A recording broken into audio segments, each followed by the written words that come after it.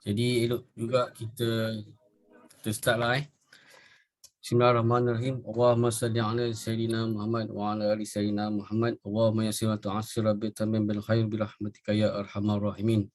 Alhamdulillah. Assalamualaikum dan selamat pagi semua. Apa khabar Sarul? Waalaikumsalam. Selamat pagi. Baik.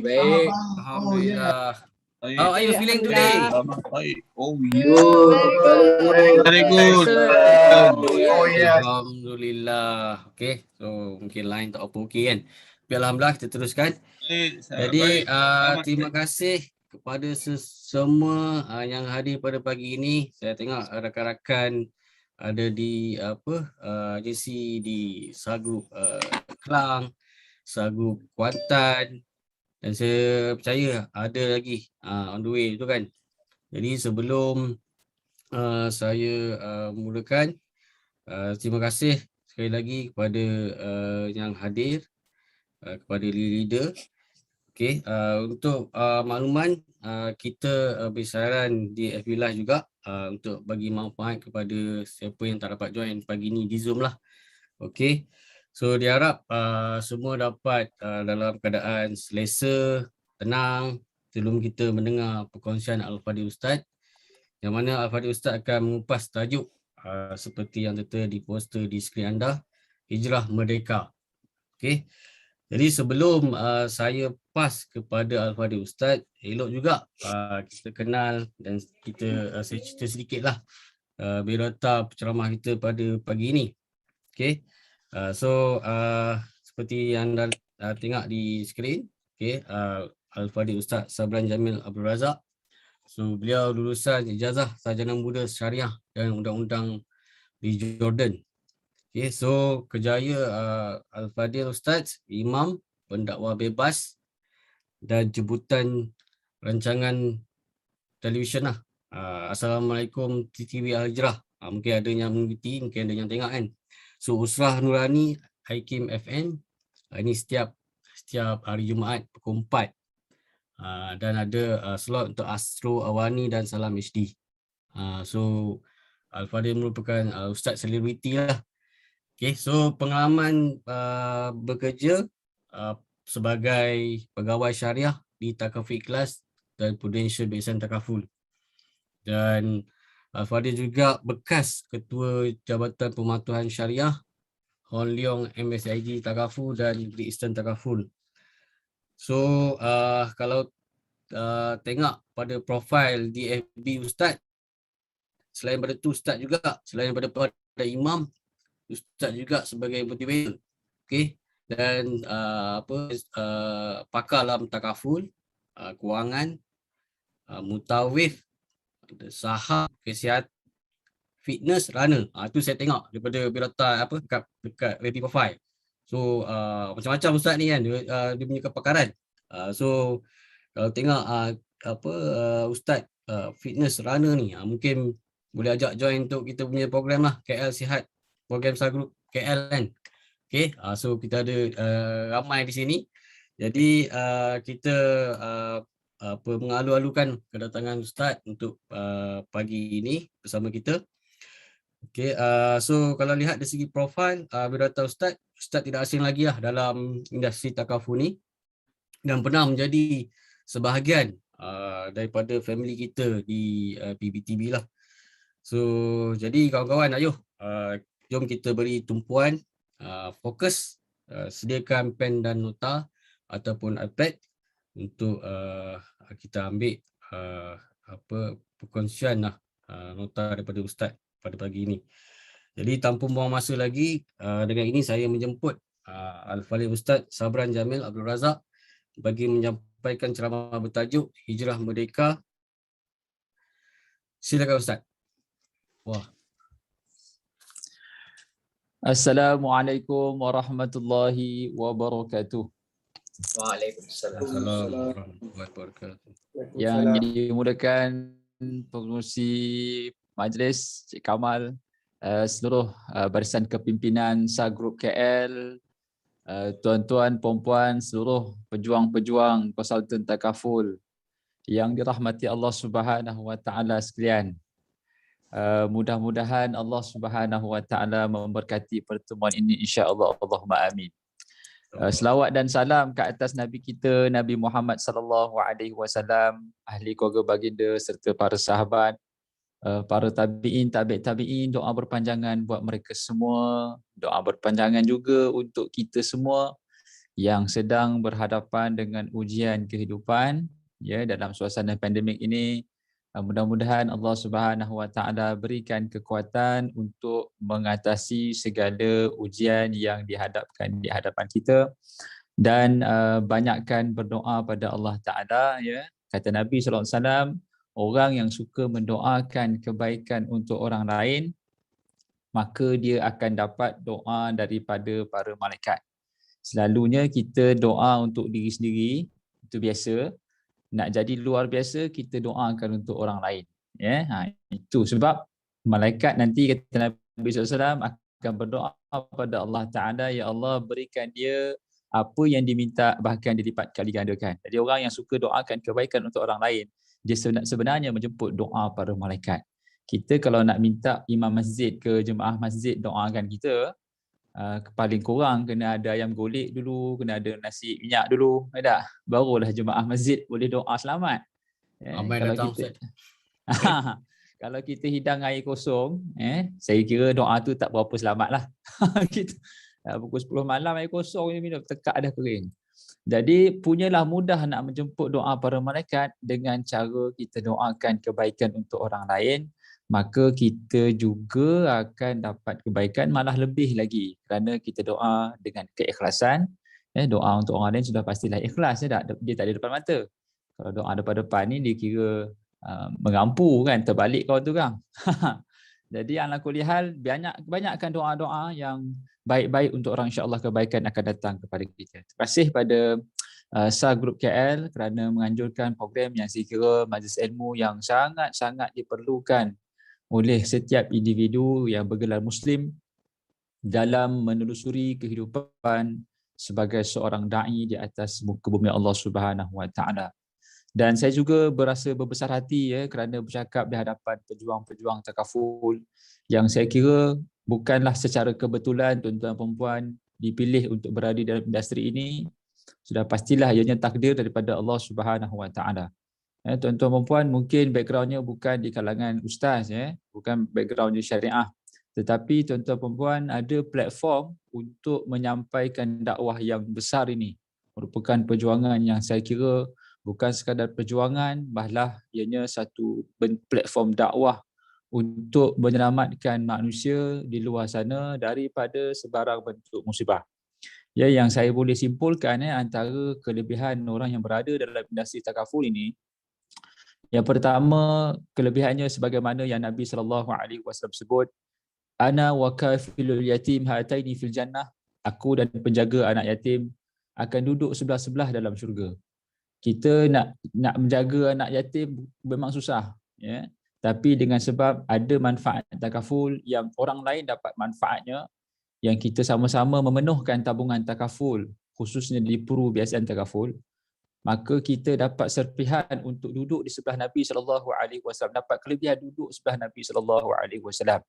Itu yang saya kira benda yang mungkin kita terlepas pandang. Ada anak-anak yatim, musim-musim COVID ni sangat banyak anak-anak yatim yang berlaku, maka dengan bantuan-bantuan takaful yang kita sediakan, sangat-sangat memberi kesan kepada mereka, dan bahkan kita tergolong di kalangan mereka yang boleh duduk sebelah Nabi SAW. Tuan-tuan perempuan bayangkan betapa besarnya lautan manusia di padang mahsyar, ya. Yang Nabi SAW gambarkan betapa manusia akan berhimpit sampai kaki pun tak jejak bumi. Jadi nak jumpa seorang individu, seorang manusia yang boleh bagi manfaat, iaitu Rasulullah SAW, sudah pastilah kita mesti ada satu keistimewaan. Ya, kalau kita nak jumpa CEO, nak jumpa bos, nak jumpa kita punya top leader kan, nak ada session one to one, mesti kita ni qualifier. Isu dia kita ni qualify tidak untuk jumpa Nabi SAW, dan syukur pada Allah Ta'ala platformnya dah ada. Platformnya dah ada, kita sebarkan sebanyak mungkin. Pendek kata, kalau hari tu kita bermalas-malasan, maka kita kurangkan possibility, peluang kita untuk gerak selangkah lagi bertemu dengan Rasulullah sallallahu alaihi wasallam. Hari-hari pasangkan niat, aku nak dekat dengan Nabi SAW, aku nak tolong seramai mungkin anak-anak yatim yang mungkin akan berlaku yang kita tidak tahu. Tuan-tuan, muslimin, muslimat, sidang penonton, pendengar yang dirahmati Allah Subhanahu wa taala. Itu sikitlah mukadimah, insya-Allah ya. Tadi MC pun terangkan macam-macam, merana motivator sekan saya. Dia stok habis Facebook. Ya tak, kesihatan. Alah sikit-sikit je ya, sikit-sikit je. Adalah orang minta tolong sebab dulu saya ni gemuk ya, berat saya 93 kilo ya, turun 30 kilo lah. Itu juga merupakan tiga kampit beras, 10 kilo 10 kilo 10 kilo. Kampit beras. 3 beras ya.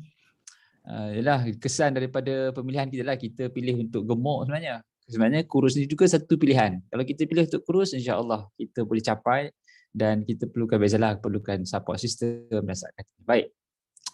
Ala kulihal, pada pagi ini tuan-tuan dan puan, kita akan bicarakan berkenaan dengan hijrah merdeka.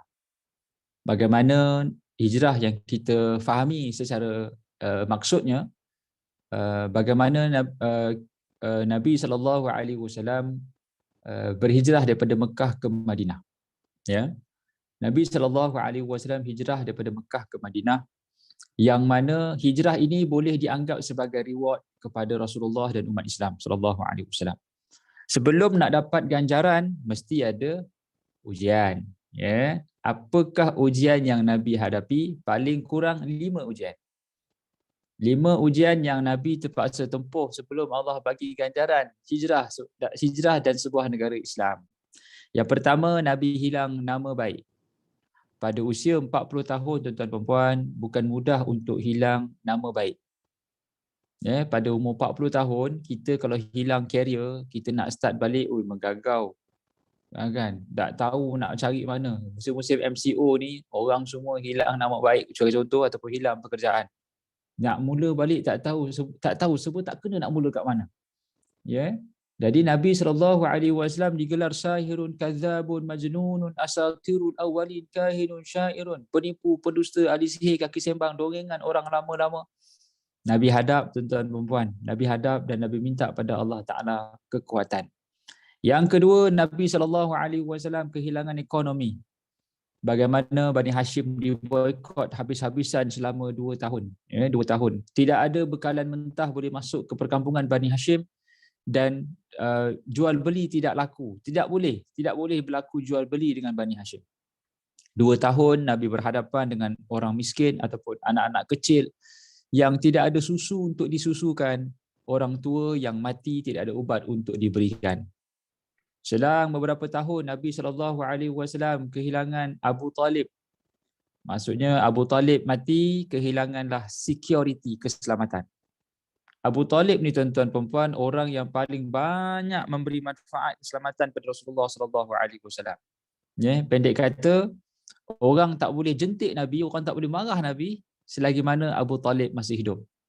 Ya, bahkan dalam surah sejarahnya, Rasulullah SAW telah diberikan perlindungan nyawa. Orang yang pertama yang melindungi nyawa Nabi adalah Abu Talib.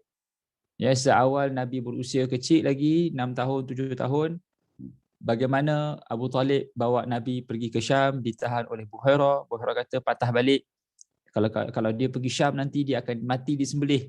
Abu Talib sanggup menggadaikan bisnes travelnya tu dengan semata-mata untuk menyelamatkan Nabi daripada ancaman bunuh balik. Bila Abu Talib mati, Nabi kehilangan keselamatan. Orang pun nak start bunuh Nabi. Muhammad kita bunuh. Bukan senang nak duduk di tempat orang nak bunuh kita. Yang keempat, Nabi SAW diuji lagi dengan kehilangan Sayyidatina Khadijah. Bila hilang Khadijah, Nabi kehilangan cinta. Tak cukup dengan nama baik hilang, tak cukup dengan ekonomi rosak, tak cukup dengan keselamatan pula hilang, cinta pula tak ada. Ya, kita kalau bekerja ada cinta, maksudnya walaupun kita stres kena rejection, tapi kat rumah ada isteri, ada anak-anak yang sentiasa menghiburkan, kita boleh kuat lagi. Tapi Nabi SAW di luar orang nak bunuh Nabi, dalam rumah tak ada sesiapa nak bagi support, sokongan. Nabi lonely dan Nabi keseorangan. Nabi mengangkat tangan pada Allah Ta'ala daripada doa. Kemudian Nabi bawa diri ke Taif. Ya, di Taif itulah Nabi itu dipanggil ke muncak rejection yang Nabi hadapi. Nabi sedih. Nabi kata, ya Allah, kepada siapa yang kau nak aku bawa Islam ni? Dan akhirnya Allah Ta'ala berikan negara Islam Madinah. Baik, itu sejarah asas hijrah yang kita tahu. Apa maksud merdeka pula? Kita cerita hijrah merdeka ni. Itu hijrah Nabi SAW. Kemudian merdeka ni apa? Merdeka ni bebas daripada sebarang bentuk cengkaman. Ya, bebas daripada sebarang bentuk penjajahan. Kalau merdeka zaman kita, tuan-tuan sekalian, tuan-tuan puan, bagaimana Nabi bagaimana orang kita dulu dibebaskan daripada penjajah Portugis, Belanda, British, Jepun. Ada 4 penjajah tu. Maksudnya lebih kurang tanah Melayu ni dijajah lebih kurang 500 tahun. Dan 500 tahun penjajahan bukan satu tempoh yang pendek, satu tempoh yang sangat panjang. Tapi syukur pada Allah Ta'ala kita masih lagi Islam. Kalau ikutkan penjajahan itu, sudah pasti agama boleh bertukar. Tetapi Allah takdirkan Islam masih bertapak kukuh di tempat kita ni. Bersyukur pada Allah Ta'ala di atas anugerah itu. Namun di sana merdekanya seseorang itu bukan sekadar baliknya penjajah. Merdeka mesti dizahirkan dengan 2 sifat. Yang pertama, dia mesti merdeka akal. Yang kedua, dia mesti merdeka jiwa. Sekarang ni kita nak sebut juga berkenaan dengan merdeka minda dengan merdeka jiwa. Di mana manusia akan terus dijajah bila mana mindanya tidak nampak matlamat akhirat. Gitu. Ya. Manusia akan terus dijajah kalau akal dia tak nampak akhirat. Maksudnya apa sahaja dia buat, dia hanya nampak dunia sahaja. Jadi Islam ajar kepada kita, tuan-tuan dan puan, untuk memiliki merdeka minda untuk nampak matlamat akhirat. Itu orang yang percaya. Jadi dalam apa juga tuan-tuan berbuat, yang kita buat, tuan-tuan dan puan, pastikan kita terus ke depan, nampak akhirat. Dan itulah sifat yang telah Nabi terapkan dalam setiap amalan. Nabi SAW seorang yang sangat objective oriented person, boleh kata gitulah. Nabi SAW seringkali tekankan kepada para sahabat untuk nampak akhirat. Dan bila sahabat nampak apa yang Nabi nampak, maka sahabat berkorban segala-galanya. Kerana apa? Kerana vision dia clear. Samalah dengan kita, tuan-tuan dan puan, dalam menjadi pejuang takaful ini. Sebenarnya kita kena nampak the big picture kehidupan ini. Kalau kita hanya fokus kepada rejection, kita fokus kepada orang tak nak, kita akan penat kalau kita tak nampak the bigger picture. Islam ajar kita untuk zoom out, tengok the whole story. Adakah pekerjaan kita ini menuju kepada matlamat akhirat? Kalau iya, maka itulah jalannya. Kita dah nampak the bigger process tu. Macam yalah, kalau kita di sekolah, anak-anak di sekolah, dia tak nampak the big picture of education process. Dia tak nampak. Jadi mak bapak kena tekankan, Alung kena belajar matematik, kena belajar sains, kena belajar ABC supaya Alung dapat macam ni. Alung kalau nak jadi engineer, macam ni track dia. Alung kalau nak jadi arkitek, macam ni jalan dia. Kita kena terangkan kepada dia, baru dia nampak, oh sebab tu saya kena lalu semua struggle, hurdle ni semua saya kena overcome. Begitulah dalam apa juga kita buat, tuan-tuan dan puan, merdeka minda ini sangat diperlukan. Supaya kita nampak hujung. Dan Nabi SAW bercerita pasal memasakkan sifat merdeka minda ini kepada sahabat. Cukup jelas bagaimana para sahabat boleh berkorban segala-galanya. Kalau kita tengok dalam perang Tabuk sebagai contoh, Saidina Osman bagi harta banyak. Saidina Abu Bakar bagi segala-galanya, dan ditanya kepada Abu Bakar, apa yang kau bagi, apa yang kau tinggalkan untuk ahli keluarga kau? Allah dan Rasulullah. Umar, aku bagi separuh lagi untuk ahli keluarga kau. Osman bagi majority, most of the harta bagi pada umat Islam. Dan Nabi bagi tahu pada hari ini Osman tidak akan rugi sampai bila-bila. Sampai sekarang kita masih lagi menikmati harta Sayyidina Osman di Madinah, di Masjid Nabawi itu tapak, majoriti tapak itu diinfakkan oleh Sayyidina Osman, diwakafkan oleh Sayyidina Osman. Disebab itulah sahabat-sahabat ni sangat kuat kerana dia nampak apa yang Nabi nampak. Nabi berjaya transferkan pembanangan vision ini kepada para sahabat. Ya. Dan Saidina Bilal bin Rabah pun sama. Bila dia letakkan batu di atas dadanya, dia tak fikir panjang. Dia terus pegang dan dia terus disebut ahadun ahad, ahadun ahad. Batu atas dada dia, ahadun ahad. Allah itu esa, Allah itu esa. Kita ahad juga kan, suruh anak bangun subuh. Bangun subuh, ahad ya, ahad. Langsung tak saya subuh, gerak benar saya budak ni. Tuan-tuan puan-puan untuk Allah Subhanahu Wa Taala. Jadi sebut merdeka, Nabi ajar kita untuk nampak akhirat. Orang yang nampak dunia dia masih dijajah. Maksudnya dia kena menerobos dunia, dinding dunia itu tembus ke dinding akhirat. Baik. Manakala merdeka yang kedua dipanggil merdeka jiwa. Merdeka jiwa ni dia merasakan keabdian dia kepada Allah Ta'ala tidak terhalang dengan apa sahaja. Maksudnya tidak terjajah. Maksudnya dia boleh solat tanpa ada halangan, dia boleh tegakkan syariat dalam diri dia tanpa ada halangan. Dia boleh solat, boleh puasa, tutup aurat, maka itu sifat orang yang berjiwa, yang merdeka jiwa. Ya, untuk buat baik tuan-tuan perempuan, untuk buat baik tuan-tuan perempuan, kita perlukan jiwa yang merdeka. Gitu. Untuk selalu buat taat pada Allah Ta'ala, untuk berada on the right track, kita mesti orang yang memiliki jiwa yang merdeka. Ya, sebab tu kata pepatah, orang yang nak pergi masjid, ya, alhamdulillah hari ni Selangor dah boleh pergi masjid. Ya, Selangor dah boleh pergi masjid. Pagi tadi subuh dah boleh buka, tapi sebab berita ataupun surat tu sampai lambat, jadi tak ramai lah datang subuh, tapi dah boleh masuk dah masjid 100 orang. 50 orang. Baik. Nak bawa, sebab tu pepatah mengatakan nak pergi masjid bukan kaki yang bawa kita. Yang nak bawa kita pergi masjid adalah hati. Ya. Nak suruh yang memberi kita kekuatan untuk buat ketaatan bukan physical appearance, tidak. Kita mungkin boleh angkat dumbbell, boleh angkat barbell, kita boleh buat pull up, boleh buat push up, boleh lari sampai 5 km, 10 km boleh. Tetapi itu belum tentu sebagai jaminan untuk kita boleh qiyamul lail. Belum tentu itu sebagai satu jaminan untuk kita kuat untuk buka kelopak mata di saat mendengar azan subuh. Ya, tak boleh. Ya, sebab nak membuka kelopak mata di saat azan subuh itu adalah hati. Nak menggerakkan kita ke tikar sejadah adalah hati. Nak menggerakkan mulut kita bercakap tentang kepentingan takaful untuk mendapat manfaat akhirat ni tadi adalah hati. Nak menggerakkan seseorang tu adalah hati. Orang fizikal kita bukan tak mampu, tapi hati kita nak. Kan dia kata kalau nak 1000 daya, kalau tak nak tu tak payah 1000 dalih, satu dalih pun memang dia tak nak. Tapi kalau nak, satu alasan sudah memadai untuk dia mengatasi 1000 alasan tak nak, tak boleh. Jadi hati yang nak taat ini maka akan menyebabkan seseorang itu akan buat banyak benda.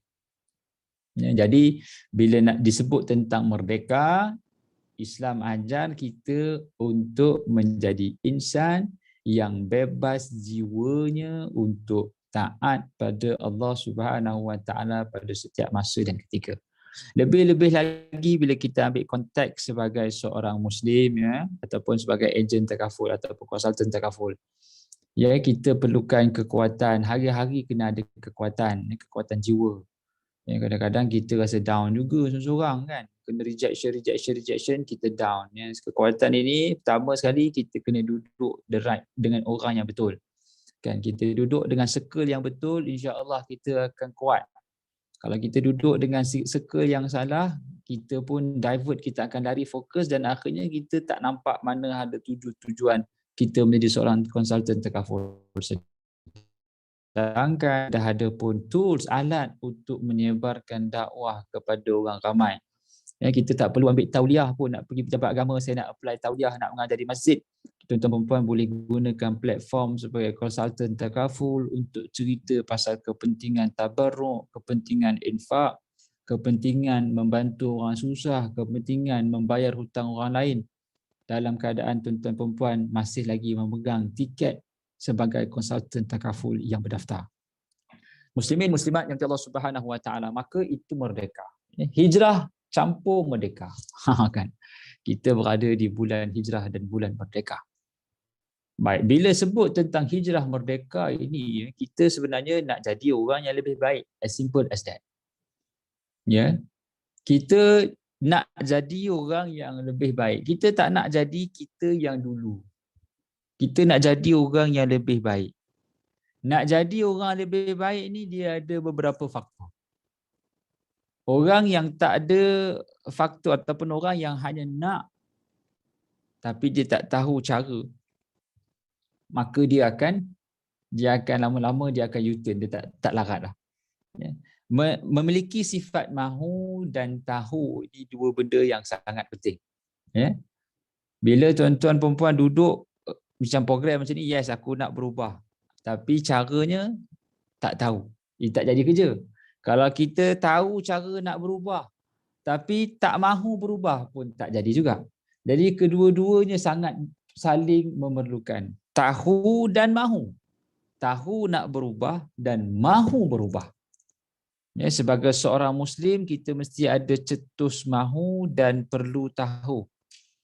Sama juga sebagai seorang konsultan takaful, kita mesti cetus mahu dan tahu untuk berubah. Contohnya kalau kita ambil konteks takaful, macam mana nak jadi MDRT. Jadi kita mahu jadi MDRT sebab kita tahu ada financial freedom, tahu macam mana kita dah tolong banyak orang. Kadang-kadang kita tengok income saja, sebenarnya kita kena pandang berapa banyak orang yang dia dah tolong. Itu dari sudut yang kita perlu pandang. Ya. Dan macam mana caranya? Maka caranya kita kena belajar. Ya. Kadang-kadang kita silap tuan-tuan perempuan, kita stop belajar. Kita gagal untuk kita gagal progress sebab kita stop learning. Dia panggil when you stop learning, you stop earning. Kamu berhenti belajar, kamu akan stop daripada income. Income tu stagnan. Kan? Berjalan yang income tu naik bergantung pada sejauh mana kita menelaah kitab buku. Dan kita tak nampak lagi dah income itu, kita akan nampak seronoknya untuk meningkatkan kualiti ilmu.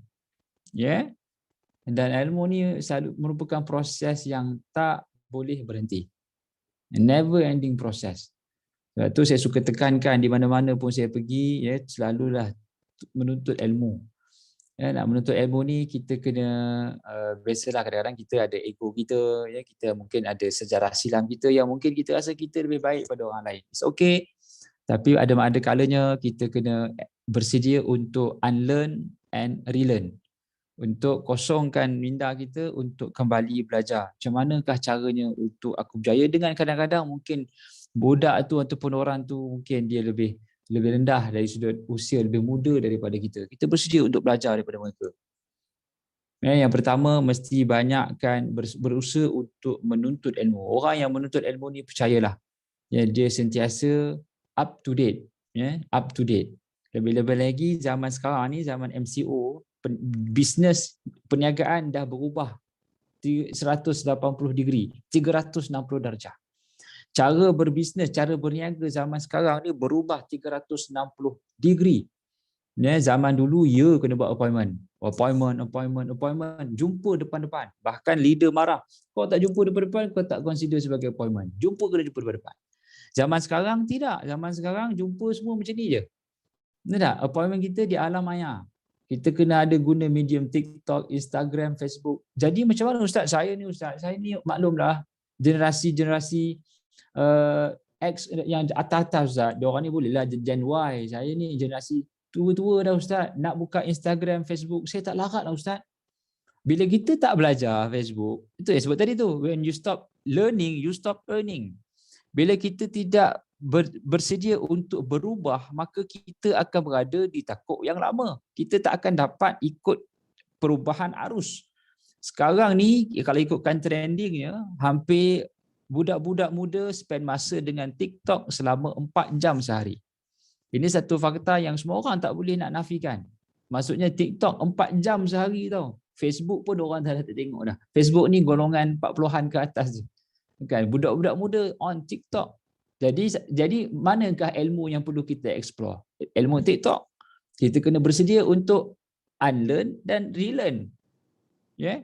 Tapi Ustaz, saya TikTok ni saya tak boleh masuk Ustaz. Sebab macam-macam sebab lah, saya malas nak belajar. Then we have to accept lah, bila kita tidak belajar, maka kita akan ke belakang. Kita akan stagnan di situ. Ya, ilmu TikTok, ilmu FB ads sebagai contoh. Banyak benda yang perlu kita belajar untuk kita jadi orang yang up to date. Ya, up to date. Nak cerita pasal trending, ya, Nabi SAW menggunakan konsep trending. Ya, Nabi SAW bila zaman itu zaman peperangan, tuan-tuan dan puan. Bila zaman peperangan, maksudnya siapa yang memiliki ketenteraan yang hebat, maka dia menguasai peperangan zaman itu. Maka umat Islam menggunakan konsep pendekatan yang sama. Maksudnya Nabi SAW belajar ataupun melihat cara orang Rom berperang. Dalam peristiwa yang paling masyhur, bagaimana Salman Al-Farisi mencadangkan kepada Nabi, gali longkang.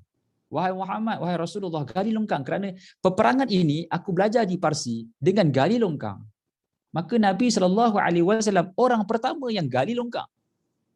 Ya? Maksudnya Nabi follow trending masa tu. Follow trend. Nabi SAW pakai baju besi.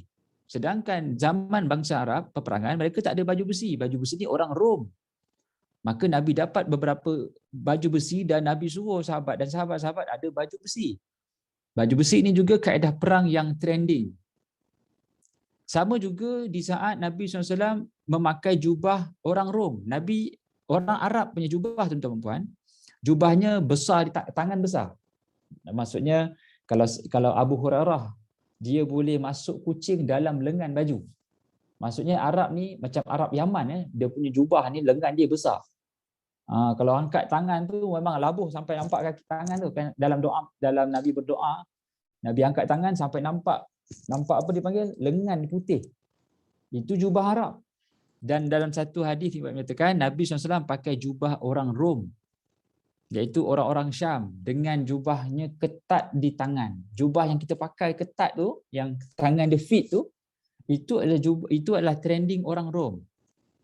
Dan di saat itulah bila Nabi pakai, sahabat kata, dan di saat Nabi pakai jubah orang Rom ni tadi, ternampak ketatnya lengan Nabi SAW. Maksudnya Nabi ni ada bicep, tuan-tuan puan. Jangan ingat Nabi tak ada bicep. Nabi ada bicep. Maklumlah umur 60 tahun masih main pedang lagi. Kita umur 60 larat ke nak main pedang? Pegang cangkul pun goyang. Oi, cuba nak cangkul senang ni. Tak larat dah ya. Nabi pegang pedang umur 60 tahun jadi panglima perang di peperangan Tabuk. Ya, bukan calang-calang orang boleh jadi panglima perang. Baik. Maka tuan-tuan perempuan, bila kita sebut tentang hijrah merdeka, kita dituntut menjadi orang yang lebih baik daripada sebelumnya, dan orang yang nak berubah ini, yang pertama, dia kena bersedia untuk menuntut ilmu, belajar. Orang yang stop daripada belajar, ya, dia tidak bersedia untuk belajar, dia tak nak follow the trend, maka dia akan ke belakang sikitlah. Dia akan ke belakang. Dia boleh progress dengan caranya, tapi kalau dia berubah, dia tambah sedikit, dia tweak sikit saja cara dia kerja hari-harian, insya-Allah dia akan nampak dia punya progress daripada jalan yang tidak disangka-sangka kerana ikut trend. Dan Nabi suruh kita didik anak pun ikut trend. Nabi kata didik anak kamu ikut masanya. Maksudnya kalau zaman sekarang ni zaman yang semua kena IT friendly, maka kita pun kena expose ke anak kita IT friendly. Kita kena guide dia tengok satu. Nampak? Jadi Nabi SAW sarankan kepada kita untuk jadi IT friendly, untuk turun pada pesan pada anak-anak. Satu. Yang kedua, tuan-tuan perempuan, ya, bila sebut tentang berhijrah menjadi orang yang lebih baik, Nabi SAW selalu tekankan kepada para sahabat untuk memiliki matlamat yang jelas. Ya. Kita kalau tak ada matlamat yang jelas, perjalanan kita ataupun pergerakan kita tu terbatas dan tidak ada hala tuju. Bagaimana Nabi SAW pesan kepada para sahabat, la tuftahannal Qastantiniyah, akan jatuhnya, akan tertawannya kota Istanbul Sebaik-baik raja adalah raja yang menawan Istanbul. Sebaik-baik rakyat ataupun orang adalah mereka yang turut serta dalam misi menawan Istanbul. Tuan-tuan dan puan, berapa lama Islam perlukan masa untuk tawan Istanbul? Istanbul jatuh ke tangan Islam 700 tahun selepas hadis itu dilafazkan. Tahu tak betapa Nabi sangat berpandangan jauh. Walaupun Islam baru bertapak di Madinah, tapi Nabi dah letakkan mindset untuk tawan Roman Empire. Roman Empire merupakan dipanggil empire yang paling kuat pada masa tu. Macam contohnya kita kalau tim bola sepak kan. Datuk Ong Kim Swee kata kita semua ni akan kalahkan Brazil. Agak-agak player kita nganga tak? Brazil? Yalah, kalahkan Brazil lah. Betul, nak kalahkan siapa? Pasal pasukan yang terbaik adalah Brazil contoh. Barulah player kita nampak Thailand kecil je, nampak Myanmar kecil je. Ini asyik cerita Thailand. Myanmar pun kita kalah. Nampak? Sebab mindset kita salah. Sebab tu kena ada leader yang visualize kejayaan tu. Saya nampak awak ni boleh kalahkan Brazil ni. Barulah dia nampak Spain, dia nampak Mexico, dia nampak Netherlands, Belanda, sebab mindset dah tinggi jauh. Tapi sebab mindset kita fikir orang sebelah aja, kalau katalah orang sebelah aja tak berapa nak betul lah. Nabi SAW suruh kalahkan Roman Empire, center of Roman civilization. Rom dan Parsi ni dua tamadun yang sangat gah. Rom dan Parsi ni dua tamadun yang tak boleh diusik langsung. Tuan-tuan, disebabkan Nabi SAW melafazkan akan jatuhnya Istanbul, kemenangan tercapai pada peperangan Mu'tah dan Khandaq. Peperangan Mu'tah dan peperangan Tabuk. Perang Tabuk. Perang Mu'tah berlangsung di Jordan, di Roman territory. Berlaku timbal balas peperangan kedua di Tabuk. Pun Rom kalah. Maksudnya dalam tempoh Nabi hidup, Rom kalah 2 pusingan. Tuan-tuan bayangkan kalau Malaysia lawan kita menang 2-0. Tahu tak betapa bangganya player kita? 2-0 bang, kalahkan Brazil. Neymar tu kita celah kangkang aja. Kan? Kita masuk bola celah kangkang, dia pun nganga. Biar betul player Malaysia macam ni. Kan? Level Mexico punya player, badan lebih kurang macam Mexico, muka pun macam Mexico dah. Nah tak? Tuan-tuan, begitulah kepentingan memiliki matlamat yang jelas. Berubah mesti ada matlamat. Berubah mesti letak matlamat hujung tu, aku nak jadi siapa, ke macam mana, jalan ke mana aku nak pergi. Itulah yang dipanggil menjadi orang yang terbaik. Hijrah merdeka ni membawa kita ke arah yang lebih baik. Ada vision. Habis tu Ustaz, macam mana saya nak vision ni? Saya tak tahulah nak kena tumpang vision leader. Gitu. Leader kita nampak ke mana dia nak pergi, dia nak bawa hala tuju kita. Bahkan tak salah kalau kita tumpang vision qualifier ataupun topos daripada orang lain. Tak ada masalah. Tengok cara dia bekerja, tumpang, pinjam, ambil sumber inspirasi, terasa terinspirasi melihat cara kerjanya. Seorang ibu tunggal ada 5 orang anak tapi boleh jadi topper 2-3 bulan berturut-turut. Kita pun subhanallah, hebatnya. Macam mana dia buat kerja tu, anak 5 orang, siapa nak jaga semua. Ada kalau saya tengok senarai-senarai yang hebat ni, individu tengok background dia, macam mana dia boleh buat, dan bersedia untuk belajar. Bersedia untuk belajar dan tumpang vision yang mereka ada. Baik. Yang ketiga, nak jadi orang baik tuan-tuan dan puan, ataupun nak berubah ke arah kebaikan, kita semua kena ikhlas. Kita kena sedia maklum, Allah Subhanahu Wa Taala lah yang punya rezeki. Allah Subhanahu Wa Taala lah yang memberikan kita segala-galanya. Kalau kita buat sesuatu perkara itu ikhlas kerana Allah Subhanahu Wa Taala, percayalah, Allah Subhanahu Wa Taala yang Maha Kaya, dia akan turunkan macam-macam nikmat kepada kita. Mukhlisina lahuddin. Orang yang berjuang di Allah Taala ni, orang yang menyebarkan risalah dakwah takaful ni, risalah takaful ni pada orang ramai. Kalau kita sebarkan betul-betul, kita betul-betul sampai kepada mereka hati yang mereka memang memerlukan pada suatu hari nanti, kadang-kadang mereka tak nampak. Kita pesan sungguh-sungguh, kita cakap kepentingan ni adalah untuk akak, untuk anak-anak akak. Kalau berlaku musibah, inilah kepentingannya, inilah benda yang akak akan dapat, yang akak betul-betul perlukan pada saat itu. sebut biar sampai ke hati mereka, dan niatkan, ikhlaskan dari saat kita menyampaikan. Dan percayalah, setiap ibadat yang dilakukan, setiap perkara yang dilakukan, ikhlas kerana Allah Subhanahu Wa Taala. Allah yang empunya, Allah yang memegang hati orang yang mendengar ni, maka Allah lah yang akan melembutkan hati mereka. Ya, dalam uslub dakwah, Nabi SAW suka menekankan konsep memegang hati. Ya. Bagaimana Nabi SAW dinobatkan sebagai the most successful people dari sudut menyentuh, mendepani orang. Maksudnya people to people ni Nabi orang nombor satu, paling hebat.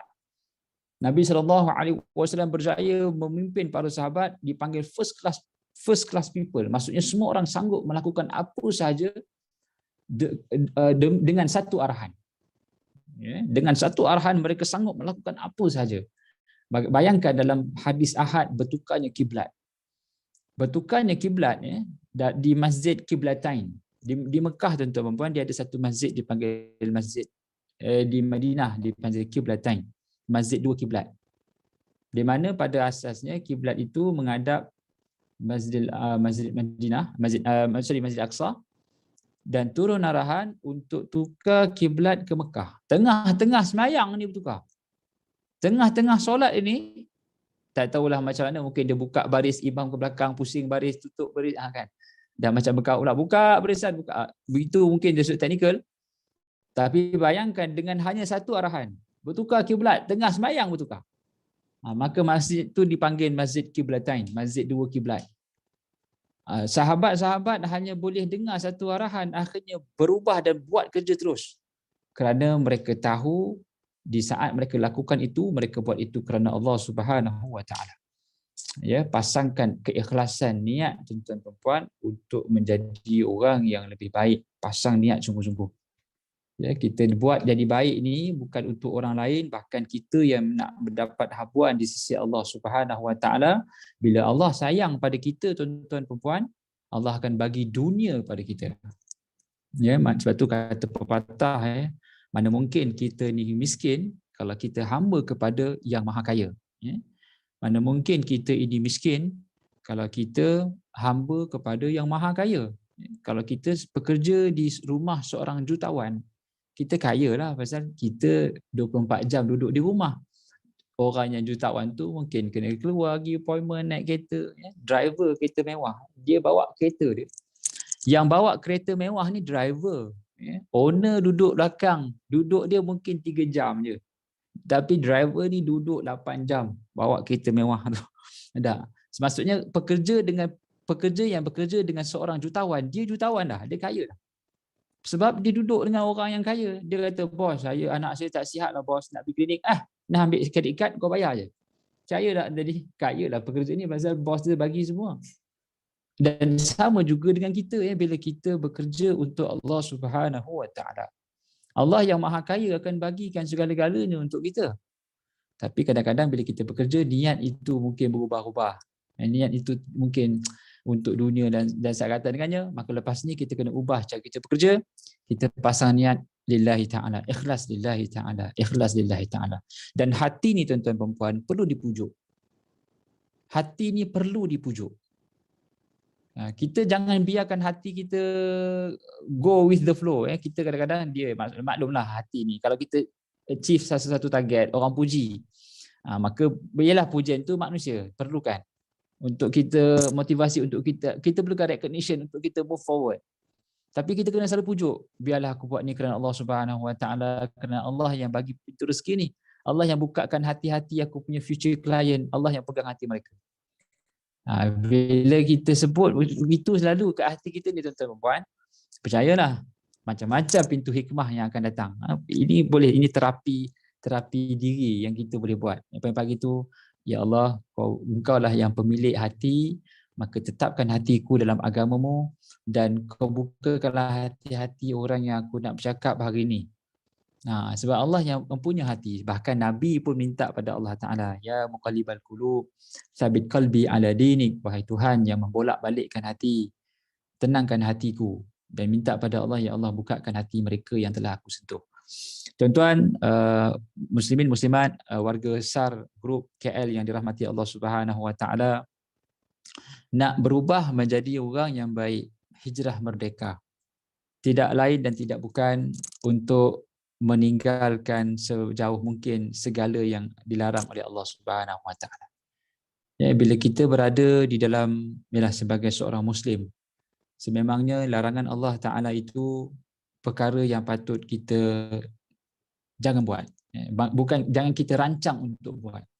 Kadang-kadang manusia buat silap. Itu biasalah manusia, al-insan la yakhlu 'anil khata' wa nisyan. Insan manusia ini tidak terlepas daripada melakukan salah dan silap dan lupa. Tapi kalau kita buat kesalahan itu kerana kita lupa, cepat-cepat bertaubat. Ya, jangan dibenarkan manisnya maksiat itu menyebabkan kita lupa pada taubat. Kadang-kadang kita buat salah sekali, dia punya rasa guilty conscious itu sangat mendalam. Betul ke aku buat macam ni? Rasa bersalah kan? Rasa bersalah itulah isyarat daripada Allah Ta'ala, taubat. Tapi bila kita commit kali kedua, kita buat salah yang kedua, yang sama, perasaan itu mula hilang. Buat lagi, hilang. Lama kelamaan kita akan rasa tak ada apa-apa dah. Nah, sebab itu bila kita melakukan kesalahan, tuan-tuan perempuan, cepat-cepat bertaubat pada Allah Ta'ala dan berjanji tidak akan ulanginya lagi. Ya, orang yang selalu berada dalam suasana kemaksiatan. Ya, Allah sebut dalam Quran, innallaha la yuhibbu kulla mukhtalin fakhur. Allah tak suka orang yang berkekalan di dalam kemaksiatan, dia kekal dalam maksiat itu. Dia melakukan berkali-kali. Ya, kita berada di dalam dunia yang kita tumpang dunia Allah Subhanahu Wa Taala. Lepas tu kita pula komit, kita pula buat maksiat. Macam mana Allah Subhanahu Wa Taala nak turunkan segala rahmat dan nikmatnya kepada kita? Ya, kalau kita bekerja di sebuah syarikat sebagai contoh. Kita bekerja di dalam sebuah syarikat. Bos kata masuk pukul 8.30 ya, kita pukul 9 baru sampai. Hari-hari pula kita berkata bos kata datang pejabat pakai seluar slab ya, kita datang pakai seluar jean. Bos kata balik pukul 5 petang ya, kita pukul 3 dah tak ada. Lama-lama bos pun kata macam ni lah, kalau awak rasa awak nak kerja, awak ikutlah peraturan. Kalau awak rasa awak tak nak kerja, pintu keluar kat situ tegak aja. Kan? Maksudnya kalau kita tak bersedia untuk komit kepada arahan yang telah diberikan oleh Allah Ta'ala, berarti kita tidak layak untuk mendapat habuan di sisi Allah Subhanahu Wa Ta'ala. Jadi kalau kita tahu habuan dunia yang Allah nak kurniakan ini adalah sesuatu yang sangat kita perlukan, maka jadilah insan yang komit terlebih dahulu untuk melakukan kebaikan, bahkan meninggalkan maksiat. Ya, meninggalkan maksiat di saat kita boleh buat satu pahala. Contohnya kita nampak ada kedai judi, kita tak lalu pun kedai judi tu, kita dapat pahala. Kita tak pergi pun dapat pahala. Sebab kita boleh judi tak? Boleh, tapi kita tak buat kan? Tak buat, berpahala. Meninggalkan maksiat, satu pahala. Kita tengok ada kedai, mungkin apa-apalah jenis-jenis maksiat, kita tinggalkan, kita ignore, bahkan kita ignore je pun. Kedai arak, takkan aku nak beli kot, common sense, takkan nak minum arak. Itu pun berpahala. Betapa Allah Subhanahu Wa Taala sangat nak kita dapat pahala, nak sangat kita ke syurga. Tapi kadang-kadang kita yang bersangka-sangka, adakah aku berada di jalan yang betul, adakah aku ni baik sangat ke? Allah Subhanahu Wa Taala sayang kepada kita, tuan-tuan perempuan. Dalam suatu hadis mengatakan, sayangnya aku kepada hamba-Ku, kata Allah dalam hadis kursi, mengatasi sayangnya seorang ibu yang kehilangan anak lalu bertemu kembali anak itu. Sayang tak seorang ibu yang kehilangan anak? Kalau seorang ibu yang kehilangan anak, punyalah sayang dia pada anak ni tadi. Dan tiba-tiba jumpa balik anak tu. Macam mana perasaan seorang ibu yang kehilangan anak? Bila jumpa balik, dia tu, ya Allah, kau pergi mana? Mak cari kau, ya Allah sayang. Sayang kepada anak ni. Dan kata Allah Ta'ala, aku lebih sayang kamu berbanding ibu yang kehilangan anak bila bertemu balik anak itu. Nampak tak betapa sayangnya Allah Ta'ala. Allah cerita pasal mak ni dah musim MCO tak balik kampung ni. Kan dah 6 bulan 8 bulan dah tak balik kampung dah. Kita doalah agar MCO ni cepat-cepat habis, semua pun ambil 2 dos dah boleh balik kampung. Dan begitulah sayangnya Allah Subhanahu Wa Taala kepada kita, tuan-tuan perempuan. Allah nakkan kebaikan mengatasi hukuman yang Allah sediakan. Allah nak berikan kebaikan pada kita.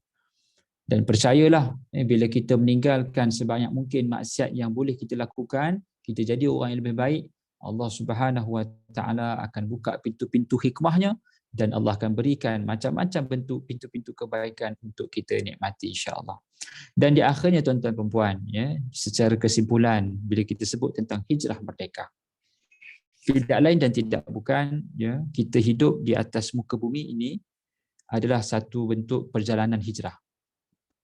Ya, kita ni sedang berhijrah ke alam barzakh. Ya, kita ni dalam hijrah ni.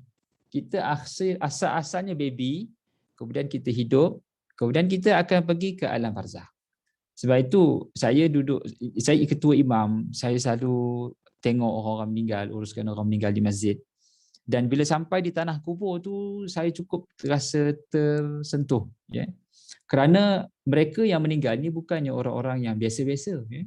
Mereka ni Datuk, Tan Sri, Doktor, jutawan, millionaire, kaya, rumah besar, kereta besar. Tapi bagi mereka tidak ada lagi hari esok. Ya. Walaupun mereka kaya macam mana pun, tapi bagi mereka dah tak ada peluang untuk melakukan apa-apa dah. Dan bila saya ungkapkan kalimah talqin kan, wahai si fulan bin si fulan, tinggallah kamu keseorangan diri berdagang di dunia yang kekal. Masa tu saya cukup terasa tersentak jiwa ni, ya Allah. Aku ni kalau orang cakap selamat tinggal, dia tinggal seorang. Allahu akbar. Ya, yang kita ada adalah sekarang. Yang mana orang yang dah berada di alam kubur, tak ada.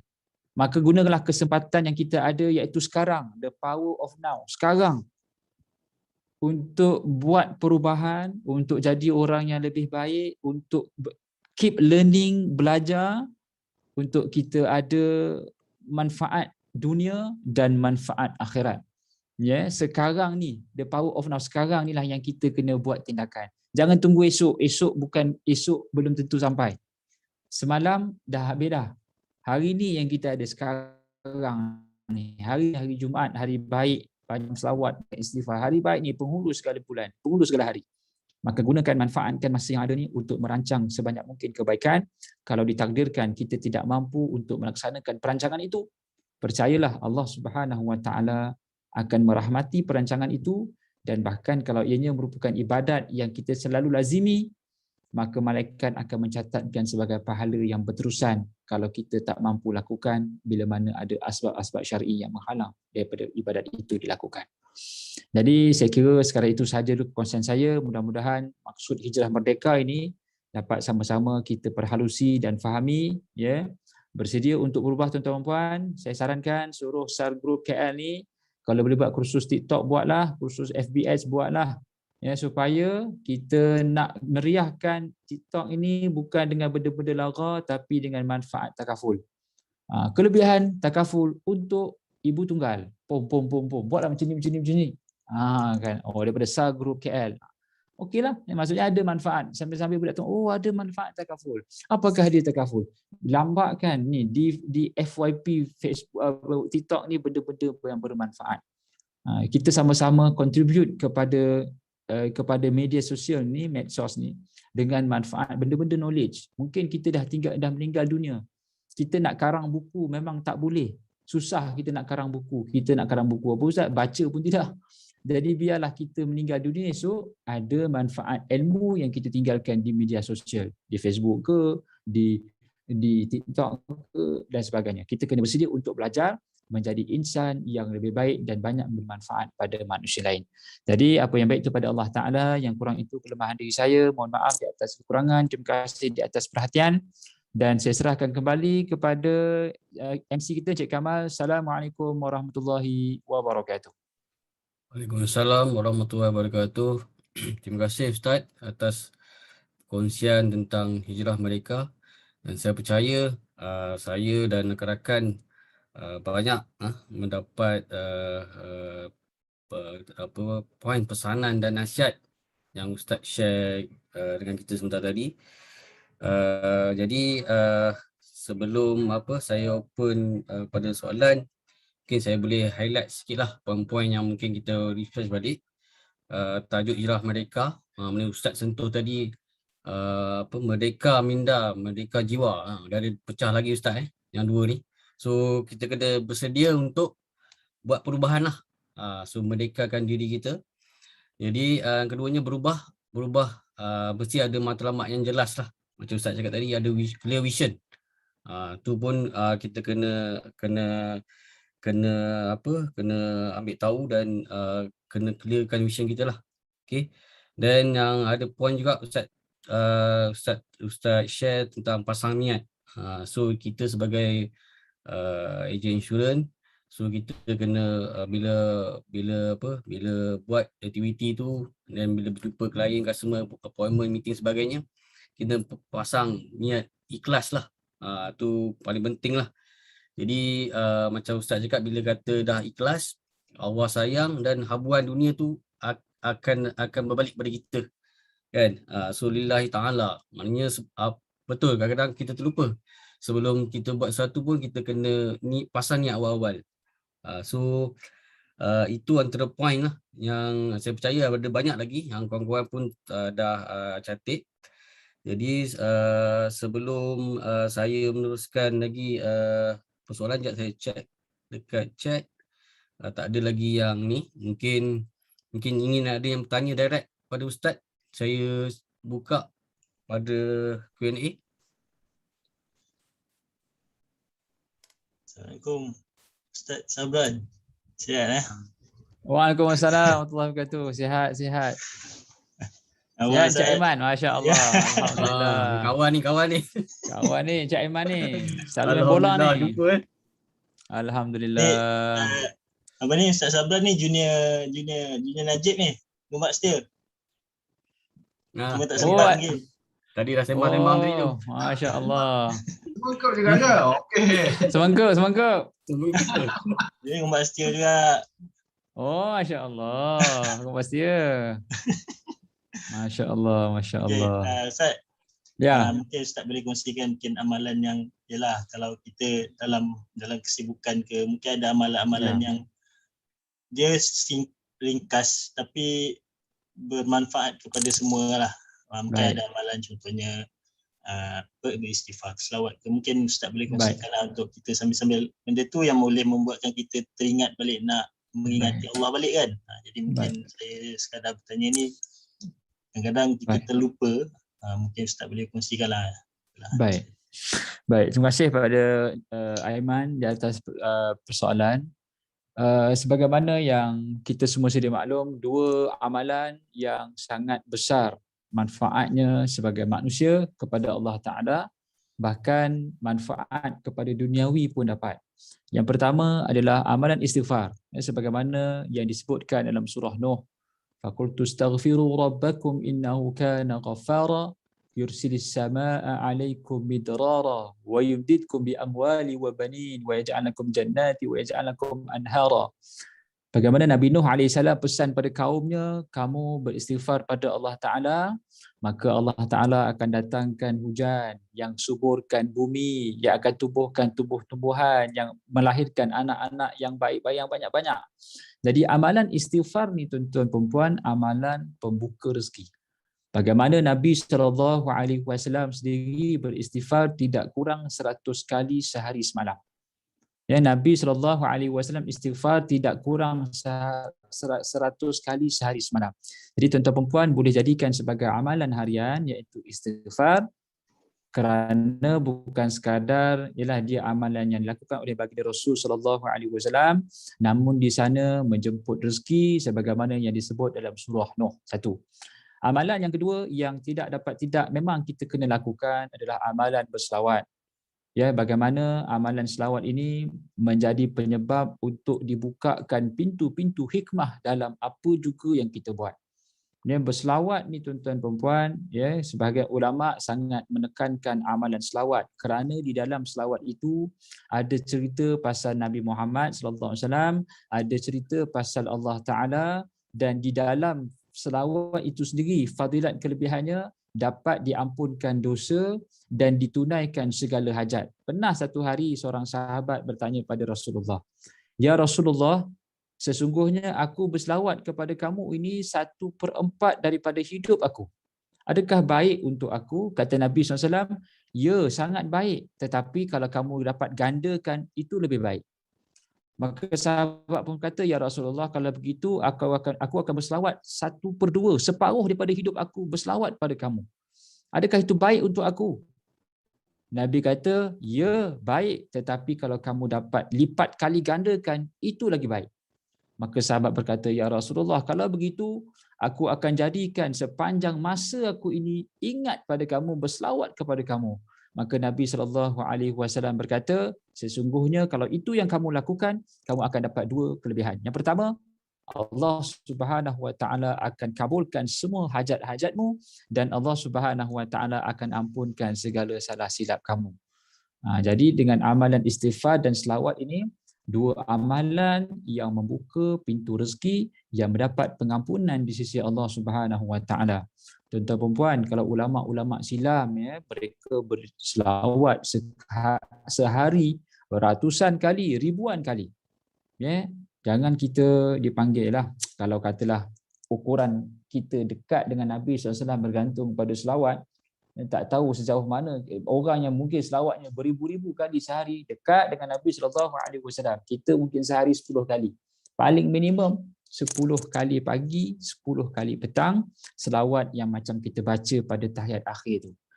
Dan Allahumma salli ala Sayyidina Muhammad wa ala ali Sayyidina Muhammad kama sallaita ala Sayyidina Ibrahim wa ala ali Sayyidina Ibrahim sampai habis. 10 kali pagi, 10 kali petang, itu paling minimum yang janji Nabi, syafaat aku akan diberikan pada mereka yang lakukan itu.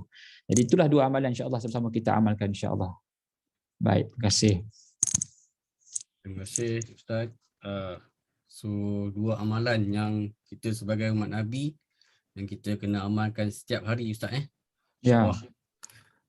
Jadi saya buka pada soalan sebab memang kita nak open Q&A ni lama sikit sebab mungkin ada yang banyak soalan kan.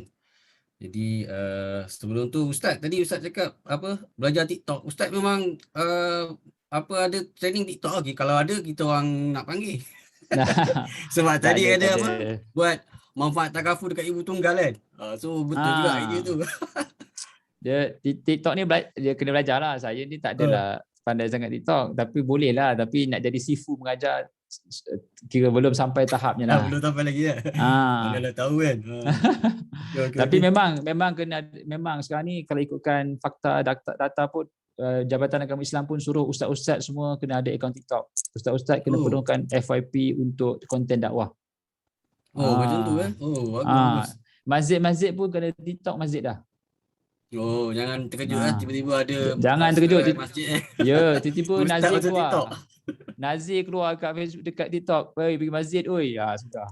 Nazir. Jadi apa, kalau ustaz pun dah start TikTok, kita pun ejen pun kena jugalah kan. Ada kat akaun dan start lah belajar macam mana nak buat.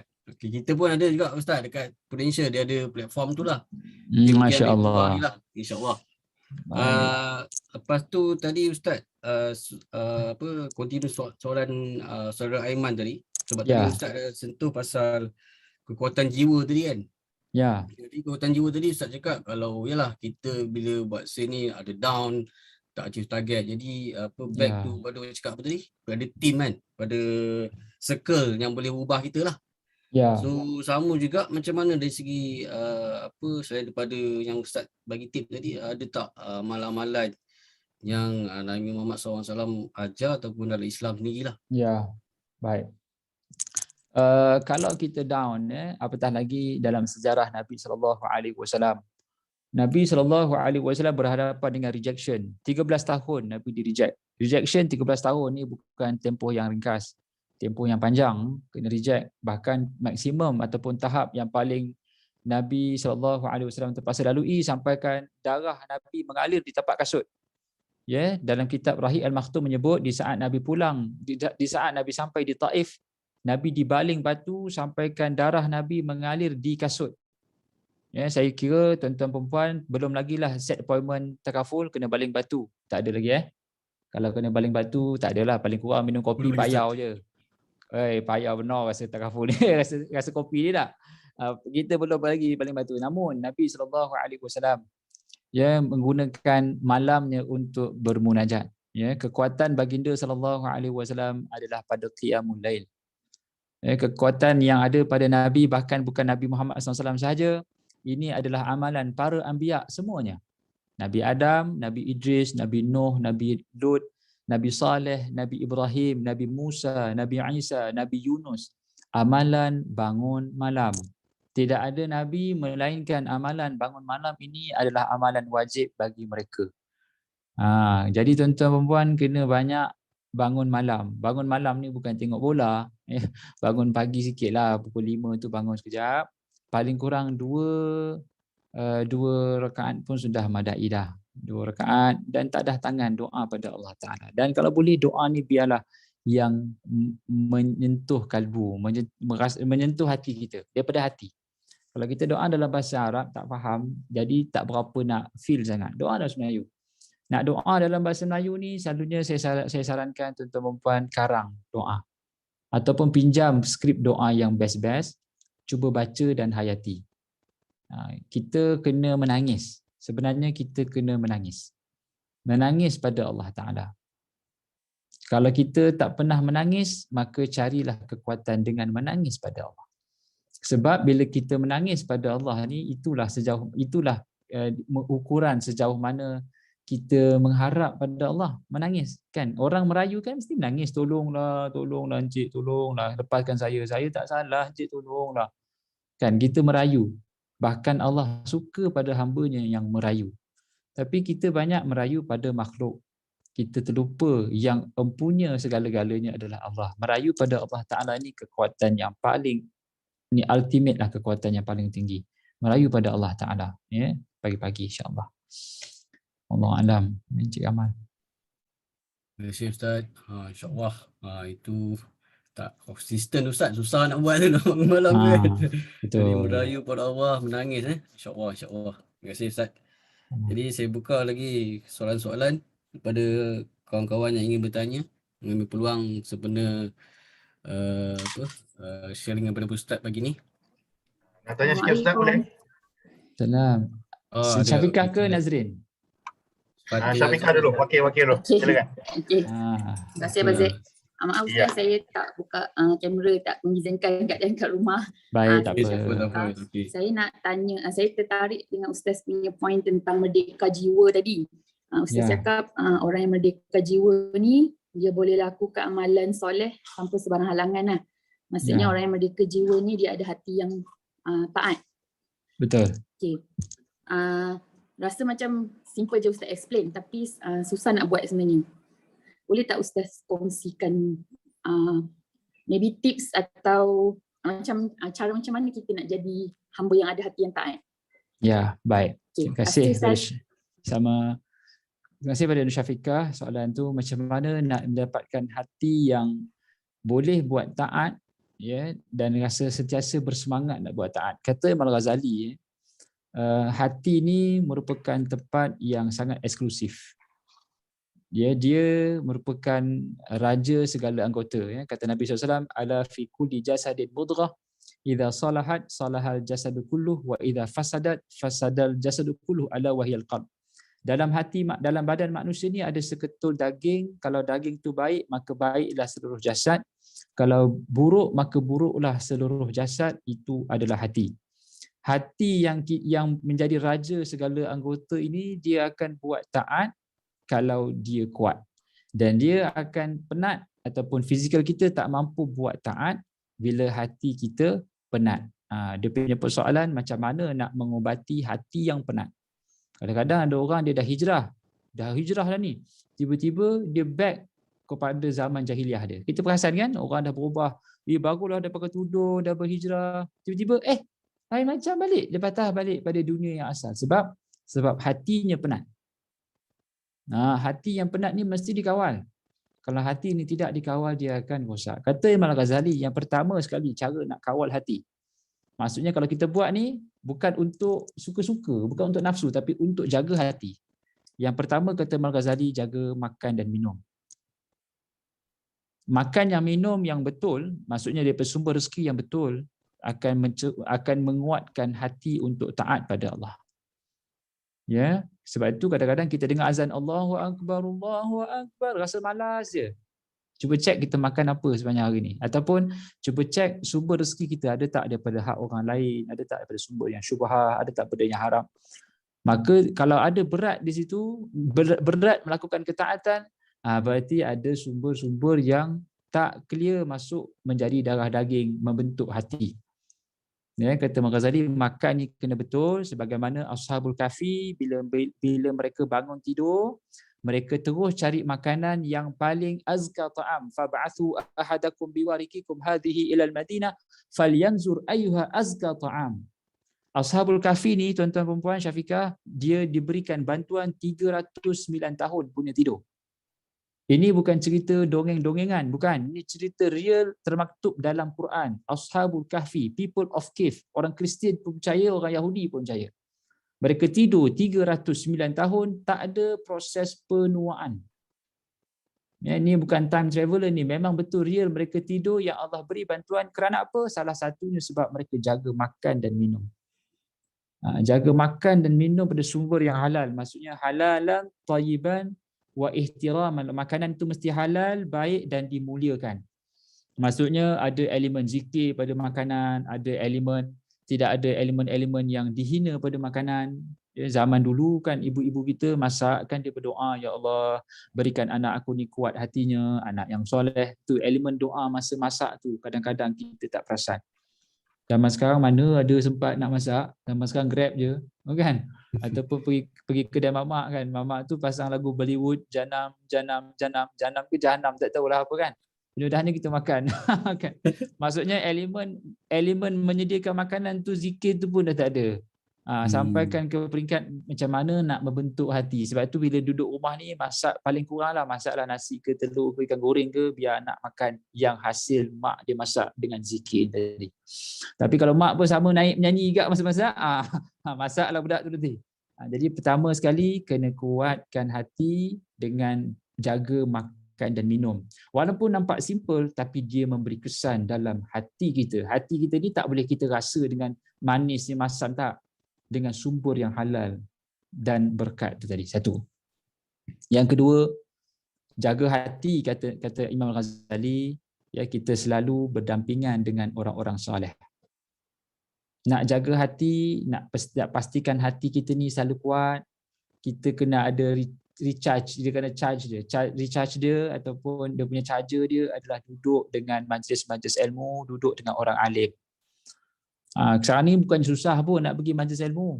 Setiap pagi ada orang baca kitab dekat Facebook. Pergi cari Dr. Syekh Zainul Asri ada, ustaz. Macam-macam ustaz sekarang ni buat kuliah online. Tinggal kita nak cari, walaupun kita nampak alah boring lah. Tak, itu makanan hati. Hati ni tak boleh kita nilai dengan sedapnya telinga kita, sedapnya lidah kita, sedapnya nafsu kita. Tak boleh. Hati ni perlukan makanannya. Dia mesti tak sedap tak sedap tu subjektif. Yang penting kita kena duduk dalam majlis ilmu, duduk dengan orang alim supaya apa? Hati kita nak buat taat. Makanan hati. Ya, macam kita pergi gym. Gym ni dia ada makanan otot dia, angkat besi. Ke sedap angkat besi tu? Sedap ustaz angkat besi ni. Tak sedap. Orang pergi gym tu tanya, sedap tak abang? Abang apa susah ni angkat besi ni? Kan badan-badan besar ni angkat otot-otot ni untuk apa kan? Dia perlukan besi tu untuk otot. Sehari dia tak buat, esok otot dia lemau lah. Dia dapat baca otot dia lemau. Ya, orang yang pergi gym ni tahulah. Ya, dia punya disiplin dia. Dia turun daripada gym tu makan ayam, kalah biawak makan. Saya pernah pergi Celebrity Features tengok dekat Wan Semaju tu, dia boleh makan telur ayam ni 30 biji ni 3 hari je. Sehari 10 biji.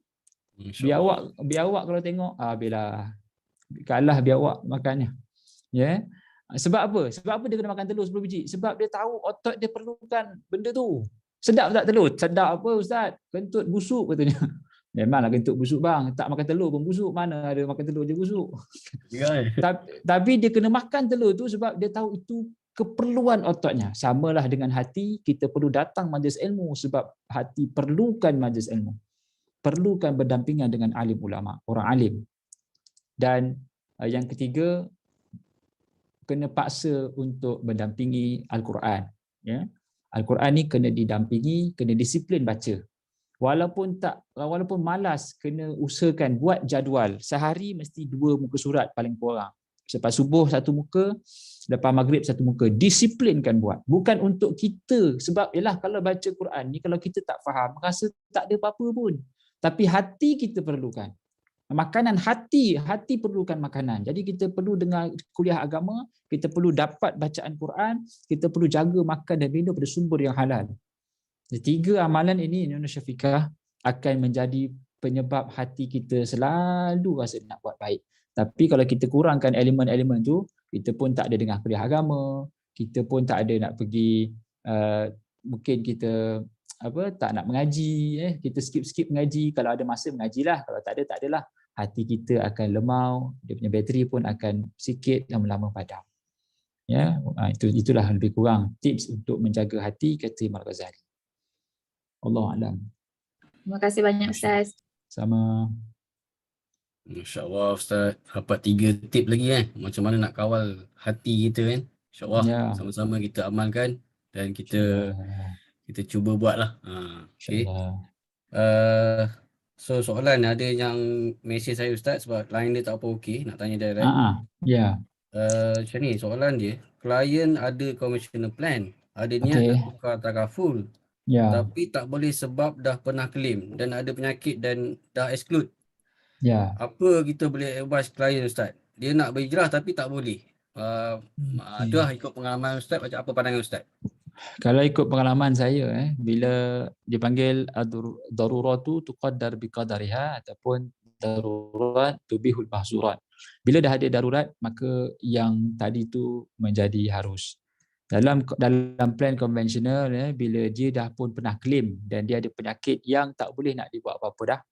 Jadi kewujudan insurans punya manfaat itu telah pun menjadi harus. Sebab dia dah sampai darurat, dia dah sakit. Namun kalau katalah orang tu tak ada claim lagi ataupun dia nak berhijrah dalam keadaan dia masih clean dan bersih, tak ada claim, tak ada apa-apa sakit, maka itu tanggungjawab kita untuk memberitahu. Dan kalau dia dah ada pernah claim, maka dia telah pun capai tahap darurat. Maksudnya darurat, bila darurat dah sampai, maka dibenarkan untuk mengambil sesuatu yang tidak dibenarkan. Masyaqqah tajribu taisir. Contohnya bila musafir boleh solat 2 rakaat jamak. Bila sakit, bila darurat, maka boleh ambil ubat-ubat yang mungkin pada peringkat awalnya haram namun menjadi harus kerana urusan perubatan. Jadi dalam konteks itu dia telah pun harus untuk memiliki plan insurans itu, maka kita boleh beritahulah kalau awak dah dapat dan that's it, pegang je. Bagi saya nama-nama kawan yang lain yang perlu saya bantu. Tak refer pula Ustaz betul. Bantu pula orang lain. Sama sikit Ustaz, soalan tadi. Ada klien dia fahamlah, dia kata darurat harus, tapi sebab plan itu ada investment. So banyak. Jadi dia kata portion tu macam mana dia nak buat tu. So mungkin Ustaz terangkan. Kalau ada investment, ini yang tadi tu mungkin pure medical card lah. Kalau dia ada investment, maka kita boleh advise untuk dia stop investment tu ataupun keluarkan lah. Withdraw. Boleh withdraw kan? Kalau boleh withdraw, dia withdraw lah. Dan dia kena withdraw dan kita suruh dia ambil investment plan dalam takaful dan apa-apa jugalah investment instrumen yang lain. Maksudnya investment tu tak boleh lah pun. Yang dia dapat manfaat tu, yang bila sakit dapat manfaat medical card tu hanya untuk sakit saja. Jadi investment tu tak boleh. Kalau dia dah invest dan ada hasil daripada investment tu, maka dia kena bersihkan, kena ada cleansing. Okay. So keluarkan, bersihkan Ustaz Ya betul. Untuk investment plan. Okay, tadi sebelum Puan Syafiqah tanya tadi ada Encik Nazrin. Mungkin Encik Nazrin nak bertanya direct pada Ustaz. Ya. Baik Ustaz. Sebenarnya soalan tu sama. Berkaitan dengan hati juga. Jadi Ustaz dah jelaskan tu, alhamdulillah lah. Okeylah. Baik. Terima kasih Ustaz. Sama-sama. Banyak bertanya tentang soalan hati Ustaz jiwa kita. Ada soalan boleh ke? Silakan. Cik Syami. Assalamualaikum Cik Syami. Nama Syami, orang panggil kacang lah, selalu panggil kacang. Kacang. Panggil kacang Ustaz. Dengan tadi yang solat malam Ustaz sebutkan tadi tu. Ya. Dia macam ada tempias sikit lah bila Ustaz cakap boleh tengok malam, tengok bola, boleh bangun. Angkat besi. Terasa. Dia macam tempias sikit lah. Aduh. Betul. Macam masa Ustaz cerita tu macam merah muka saya. Tapi tak apa. Soalan saya adalah contohnya kalau let's say contoh kalau orang tu dia memang contoh saya ni dia macam kalau tidur susah sikit nak bangun malam pagi ke apa kan. Tapi let's say kalau selain pada bangun pagi tu saya tukar sebelum tidur tu saya buat contoh macam sunat-sunat sebelum tidur tu ke apa ke kan. Untuk dengan niat menggantikan saya punya solat tahajud ke sebagainya tu, sebab solat tahajud tak boleh buat sebab saya belum tidur kan. Dengan sebab sebelum ni saya pernah dengar kalau macam amalan Umar Al-Khattab dengan Abu Bakar tu macam beza sikit sebagainya tu. So boleh ke Ustaz tolong clarify kan apa bezanya antara dua amalan tu dan adakah diterima dua perbezaan macam tu? Baik, sama-sama Syami. Baik, soalan dia tak boleh bangun pagi. Jadi kena solat sebelum tidur. Kalau ikutkan amalan Rasulullah sallallahu alaihi wasallam, qiyamul lail itu adalah masa yang eksklusif kita dengan Allah Taala. Di saat manusia lain tidur, kita bangun bermunajat. Dan Nabi sallallahu alaihi wasallam pernah mengqadakkan solat qiyamul lailnya di waktu duha. Maksudnya kalau kita tinggal qiyam, buat waktu duha. Maksudnya kita solat duha tu. Duha tu kita boleh niatkan menggantikan qiyamul lail yang tak dapat buat, maka pahalanya sama. Namun kalau kita solat lewat, boleh tidak solat lewat? Memang dalam hadis dan bahkan Nabi SAW pernah sarankan sahabat untuk melewatkan solat isyak. Solat isyak ni sunnah dilewatkan atas urusan agama. Contohnya kalau ada kuliah maghrib ataupun ada seminar keagamaan ke ataupun ada seminar, ada fokus group ke apa kan. Jadi isyak ni memang boleh dilewatkan, bahkan itu sunnah. Yang mana di saat manusia lain dah pun start tidur, kita pula bermunajat pada Allah Ta'ala. Begitu. Jadi memang ada sandaran untuk solat isyak lewat sedikit ataupun solat sunat lah. Solat isyak sekali lah, solat ba'diyah, solat witir lewat pun boleh.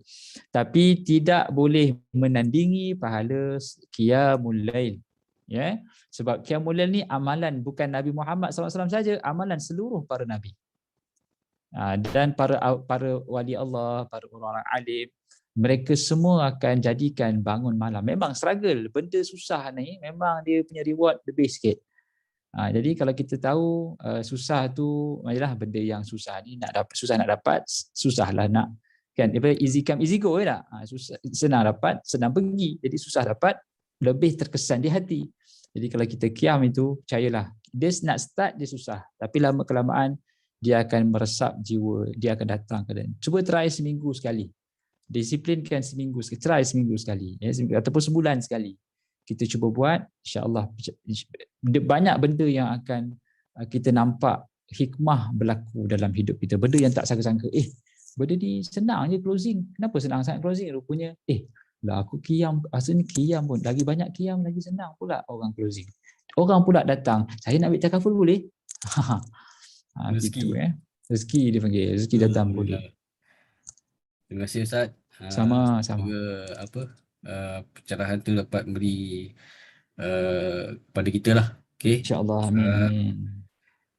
Jadi apa soalan? Ada lagi soalan yang ingin Darat bertanya? Assalamualaikum Ustaz. Salam. Saya Asfar. Ya. Okey, saya nak tanya sebab saya pernah facing orang yang macam dia kata dia bersyukur dengan apa yang dia ada. Kan kita nak ajak dia join semua tu kan. And then dia kaitkan dengan cerita Rasulullah yang dia kata Rasulullah sebelum solat dia ingat ada 1 dinar kot atas mari kan. So dia ambil duit tu dan dia sedekahkan. So dia cakap Rasulullah pun hidup dengan apa yang ada kan. So macam mana kita nak counter orang macam tu kan. Sebab bagi saya Rasulullah walaupun hidup dengan apa yang dia ada, saya pasti dia seorang yang sangat kaya lah. Ya. Kan. So sebab tu dia memberi kan. So macam mana kita nak counter Ustaz? Baik. Terima kasih kepada Cik Asfar. Soalan dia bagaimana nak berhadapan dengan situasi orang menjadikan cara hidup Nabi SAW dengan kesederhanaan Nabi itu dan lalu dia tidak mengambil takaful. Sebenarnya pertama sekali kita kena faham dalam kita nak mengajak orang untuk menyertai takaful, yang pegang hati dia adalah Allah. Jadi kalau hati kita kuat dengan Allah Ta'ala, Allah akan datangkan ujian macam-macam lah ujian tu. Sama ada datangkan klien ke, dan datang dan kita berjumpa dengan orang macam tu, dia bukan kebetulan tetapi itu takdir daripada Allah Subhanahu Wa Taala satu. Dan yang kedua, kalau dia berkata begitu, ya, tak apalah, it's okay, kita bersangka baik, kerana di sana ada lagi banyak dalil yang menunjukkan Nabi SAW menyuruh kita untuk pertama tabarruk, yang kedua membuat dipanggil risk mitigation ataupun mengawal risiko. Dalam banyak hadis ya, Nabi SAW bercerita berkenaan dengan mengawal risiko. Jadi kalau kita ambil dari sudut konteks takaful ni adalah infak dan kawal risiko. Dia macam inilah, cakap dekat dia sebenarnya takaful ni, walaupun kita nampak manfaat tu datang kepada awak, sebenarnya elemen infak itu yang Cik Syami, siapa tadi? Cik Azfar kena highlightkan. Kita masuk pelan takaful ini supaya orang lain dapat manfaat, kita bantu orang lain. Dan di saat kita sakit, orang lain bantu kita dengan adanya pelan takaful. Jangan kita sangka duit yang kita carum tu, duit tu kita dapat balik. Bukan duit kita yang dapat balik tu, duit orang lain yang bantu kita. Dan kalau kita masuk duit dalam tabung tu, tabungan takaful, duit tabung tu pergi ke orang lain, bukan kita. Jadi bayangkan, cuba highlightkan hadis yang mana Nabi SAW sebut, sab'atun yadhilluhumullah yawma la dhilla illa dhilluh, 7 golongan manusia yang mendapat naungan arash. Salah satunya adalah orang yang sedekah tangan kanan, tangan kirinya tak tahu. Dia bagi duit dalam tabung, dia tak tahu pun siapa dapat manfaat. Tiba-tiba dia accident, dia dapat manfaat, orang lain bantu dia. Dan kita pun tak kenal orang tu. Dan kelebihan ada macam ni menyebabkan kita termasuk sebahagian daripada orang yang duduk di bawah payungan arash Allah Subhanahu Wa Taala, yang sedekah tangan kanan, tangan kiri tak tahu. Berbeza kalau sedekah depan-depan. Bagi tahu dekat dia, ialah kita tak salah untuk hidup bersederhana macam Nabi SAW hidup. Tapi di sana ada banyak dalil dan hadis tentang kelebihan berinfak, kelebihan memberi manfaat pada manusia lain. Jadi kalau hidup dunia pun kita nak diversify income, kenapa akhirat kita tak nak diversify pahala? Kita kan ada banyak pahala-pahala yang kita boleh diversify. Bahkan risiko tu kita nak mengurangkan pada orang yang kita sayang. Kalau abang sakit, ya, bukan abang je yang tertanggung, anak, bini. Manfaatnya tu datang pergi pula pada anak dan bini. Itu yang perlu kita tekankan. Ya. Bukan dia saja dapat manfaat, malah orang-orang yang dia sayang. Kalau kita highlightkan pasal diri dia, maka dia mungkin tak kisah, saya ni ustaz makan roti canai 5 keping sehari pun no problem. Itu abang, ya, anak, bini semua macam mana. Jadi highlightkan manfaat pada orang yang dia sayang. Bahkan konsep infak untuk manfaat orang lain itu juga perkara yang boleh kita jadikan sebagai perkongsian semasa berbicara dalam cerita pasal takaful, insya-Allah. Okey. Saya Ustaz. Tamam. Okay, Ustaz. Saya pun dapat point dari sini sebab biasa kita buat diversify kan investment, tapi Ustaz cakap diversify pahala dengan mengambil takaful plan. InsyaAllah. Alhamdulillah. Ada lagi 2 minit sebelum kita ni. Ustaz ada ni sahabat saya ni mesej. Rasanya soalan ni sama sebelum tapi mungkin Ustaz boleh kupas lagi kan. Boleh Ustaz bagi pandangan bagaimana nak wujudkan kepercayaan pada diri, self belief ni Ustaz, untuk capai satu target. Ya. Kerana kita tahu 2021 ni dah makin hampir. So dah 9, 10, 11, 12 ke dah penghujung lah. Adakah amalan dan cara dalam Islam nak bagi kepercayaan tu terus kekal, nak bagi momentum tu sampai hujung, kita still bersemangat nak kejar target Ustaz? Ya, okey. Nak ada keyakinan dirilah, kepercayaan diri untuk capai target. Dia sebenarnya kita kena faham, ya, kita bekerja ni atas kekuatan siapa.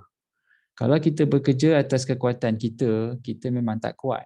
Kita bekerja kerana Allah Subhanahu Wa Taala. Kalau kita bekerja kerana kekuatan itu datang daripada Allah Ta'ala, maka kita tidak akan bersangka-sangka ataupun bersangka buruk, ataupun kita tak akan pernah berasa tak boleh nak capai. Pasal Allah Subhanahu Wa Ta'ala yang akan mengkabulkan kekuatan itu, akan memberikan kekuatan itu. Ya. Kita nak buka kelopak mata ni pun bukan kita punya urusan. Ya, kita tak, ialah walaupun kita tak minta doa, ya Allah bukakanlah kelopak mata, biarlah dia berkelip bila dia nak kelip. Kita tak minta pun mata kita selalu berkelip. Jadi siapa yang mengawal sebenarnya, siapa yang memberikan kekuatan itu adalah Allah Ta'ala. Jantung kita ni pun, kita tak minta, ya Allah biarlah hari ini dia berdegup 349,049 kali, tak ada. Ya Allah biarlah paru-paru ini menyedot oksigen. Kita tak minta pun, masing-masing dia akan buat apa yang telah Allah suruh dia buat. Ya, jadi samalah dengan kita ya tuan-tuan perempuan, bila kita rasa down dan matlamat susah nak capai, sebenarnya kita bersangka, bila kita rasa macam tu, kita bersangka-sangka dengan Allah Ta'ala. Kita macam rasa Allah tak mampu bagi. Ya, jadi bila kita tidak ada sangkaan begitu, ya, bila kita tidak ada bersangka pada Allah Ta'ala, kita akan kerjalah habis-habisan. Siapa nak jangka umat Islam boleh kalahkan Rom? Siapa nak jangka 3,000 orang boleh kalahkan 15,000 orang dalam perang Mu'tah? Siapa nak jangka 15,000 orang boleh kalahkan 120,000 dalam peperangan Andalusia di Spain? Siapa nak jangka 300 boleh kalahkan 1,000 orang dalam perang Badar? Kalau kita berbaca sejarah, Allah Ta'ala berikan kemenangan kepada siapa yang Allah nak. Walaupun dari sudut calculation matematik kita tak boleh nak capai. Tapi logik kita tak logik. Tapi Allah boleh padamkan logik itu dengan Allah anugerahkan. Dan kita kena tanya balik, adakah kita layak untuk dapat anugerah itu? Ya, yes, memang kita tahu kita tak boleh nak ukur. Kalau ikutkan cara macam mana nak capai target. Dan kita kena tahulah kita layak tidak nak dapat bantuan itu. Ya, para sahabat pergi ke medan Badar, sehelai sepinggang tak tahu, kira dah nak mati dah ni. Tawakal daripada Allah Ta'ala, Allah bagi kemenangan. Bagaimana tentera Sultan Muhammad Al-Fatih membuka Istanbul. Dari sudut kekuatan fizikal, mana nak mampu nak lawan center of Roman civilization, ketamadunan Rom. Tapi Allah beri kemenangan kerana mereka percaya, maka Allah datangkan kemampuan. Bila kita percaya, Allah datangkan kemampuan. Tapi kalau kita sendiri tak percaya, kita masih bersangka pada Allah Ta'ala, maka begitulah ya, maksudnya kita masih belum sampai ke tahap layak untuk diberikan kejayaan ya. Kalau kita tengok bagaimana pelari-pelari Olimpik ataupun perenang Olimpik, Ian Thorpe dia kata, sebelum saya turun ke kolam renang untuk berenang, saya dah nampak saya memegang pingat emas. Maksudnya kejayaan tu telah pun tercipta di minda sebelum dia turun berenang. Jadi kita gagal untuk menggambarkan kejayaan itu, menyebabkan akhirnya kita pun tak nak melalui jalan struggle. Dan kita bersangka-sangka dengan Allah Ta'ala. Allah ni maha pemberi rezeki. Percayalah, kalau kita percaya pada Allah Ta'ala dan kita jaga pantang larang ni tadi, dan insya-Allah itulah yang akan yang terbaik. Kita ingat rezeki ni Allah Ta'ala yang bagi, Allah suruh kita usaha. Allah bagi. Allah akan bagi kalau kita berusaha dan Allah bagi pada yang layak. Oh, thank you Ustaz. Sama. Kawan-kawan, orang cakap stick dengan target asal kita, walaupun dah penghujung jangan kurangkan. Tapi macam Ustaz cakap, ubah strategi. Ubah strategi. Kalau Allah nak bagi, insya-Allah akan achieve juga target kita. Alright, saya rasa kita pun dah di penghujung ni Ustaz. Terima kasih sekali lagi banyak-banyak kepada Al-Fadhil Ustaz di atas jawapan kepada persoalan sama-sama daripada yang bertanya tadi. Semoga bermanfaat untuk kita dengar dan kita dapat dan kita sampai pula kepada yang lain. Okey. Jadi Ustaz, untuk seterusnya ialah sempena hari baik penghulu segala hari ni kan. Jadi mungkin saya sekali lagi menyebut Ustaz lah untuk memimpin bacaan doa untuk keselamatan dan kesejahteraan untuk kita semua lah. Boleh insya-Allah. Dalam keadaan pandemik macam ni kan. So dipersilakan Ustaz. Baik. Al-Fatihah. A'udzu billahi minasyaitonir rajim. Bismillahirrahmanirrahim. Alhamdulillahi rabbil alamin arrahmanir rahim maliki yaumiddin. Iyyaka na'budu wa iyyaka nasta'in. Ihdinas siratal mustaqim siratal ladzina an'amta 'alaihim ghairil maghdubi 'alaihim waladdallin. Amin. A'udzu billahi minasyaitonir rajim. Bismillahirrahmanirrahim. Alhamdulillahi rabbil alamin wassalatu wassalamu ala asyrafil anbiya'i wal mursalin sayyidina Muhammadin wa ala alihi wa sahbihi ajma'in. Allahumma ya Allah ya Tuhan kami ya Rahman ya Rahim. Ampunkan dosa kami ya Allah, dosa kedua ibu dan bapa kami ya Allah, dosa guru-guru kami, dosa datuk nenek moyang kami, dosa sahabat handai kami, dosa seluruh umat Islam yang masih hidup ataupun yang telah mati. Allahumma ya Allah ya Tuhan kami ya Rahman ya Rahim, berkatilah hidup kami, berkatilah amal ibadat kami, berkatilah rezeki kami, berkatilah kehidupan kami, berkatilah ilmu yang kami tuntut pada hari ini, dan berkatilah kehidupan kami seluruhnya ya Allah. Allahumma ya Allah ya Tuhan kami ya Rahman ya Rahim, berikan kami kekuatan ya Allah untuk mencapai target-target yang telah kami sebutkan di awal tahun ya Allah. Allahumma ya Allah Tuhan kami, sesungguhnya tanpa bantuan daripada-Mu ya Allah, sesungguhnya kami tidak mampu untuk melakukan apa-apa, namun kalau Kau berikan segala kekuatan yang ada pada-Mu kepada kami ya Allah, nescaya itulah yang menjadi terbaik untuk kami ya Allah. Allahumma ya Allah Tuhan kami ya Rahman ya Rahim, Kau berikanlah kami kekuatan jiwa, hati untuk berhijrah menjadi insan yang lebih baik. Kau satukan hati-hati kami dalam membangunkan industri takaful di tanah air ini ya Allah. Kau bukakanlah pintu-pintu hati kepada orang yang kami mengetuk pintu hati mereka untuk bercerita berkenaan dengan takaful ya Allah. Allahumma ya Allah Tuhan kami ya Rahman ya Rahim, Kau ampunkanlah segala dosa kami yang menjadi penghalang kepada rezeki untuk masuk ke dalam kepada kami ya Allah. Kami memohon ampun di atas segala salah silap kami, kesalahan daripada tutur kata kami, kesalahan daripada pandangan mata kami, kesalahan daripada telinga kami ya Allah, kesalahan daripada akhlak kami ya Allah. Kau berikanlah kami kekuatan untuk memperbaiki diri kami ya Allah, sekaligus membuka pintu rezeki yang telah Kau tutup akibat daripada dosa yang kami lakukan. Allahumma ya Allah ya Tuhan kami ya Rahman ya Rahim, di hari Jumaat yang penuh kebaikan ini ya Allah, kami mohon kepada Engkau ya Allah, berikan kami syafaat ke Nabi Muhammad SAW dan jadikanlah kami insan yang mendapat teduhan di naungan aras di hari akhirat nanti ya Allah, dan sekaligus menjadi insan yang berjaya di dunia dan berjaya di hari akhirat ya Allah. Allahumma ya Allah Tuhan kami ya Rahman ya Rahim, seperti mana Kau himpunkan kami pada pagi ini ya Allah, maka apalah kiranya ya Allah Kau himpunkan kami juga di syurga bersama dengan orang yang kami kasihi. Rabbana atina fid dunya hasanatan wa fil akhirati hasanah wa qina adzaban nar. Sallallahu ala sayyidina Muhammadin wa ala alihi wa sahbihi ajma'in. Walhamdulillahi rabbil alamin. Amin ya rabbal alamin. Terima kasih Ustaz. Sama. So kita di penghujung majlis. Jadi sebelum saya tutup majlis, saya ada satu permintaan lah. Minta semua stay kejap untuk kita sesi bergambar bersama penceramah jemputan kita. Jadi saya tutup majlis dengan tasbih kifarah dan surah Al-As. Subhanakallahumma bihamdika asyhadu an la ilaha illa anta astaghfiruka wa atubu ilaik. Bismillahirrahmanirrahim. Wal asri innal insana lafi khusr illa alladziina aamanu wa 'amilus shalihaati wa tawassaw bil haqqi wa tawassaw bis sabr.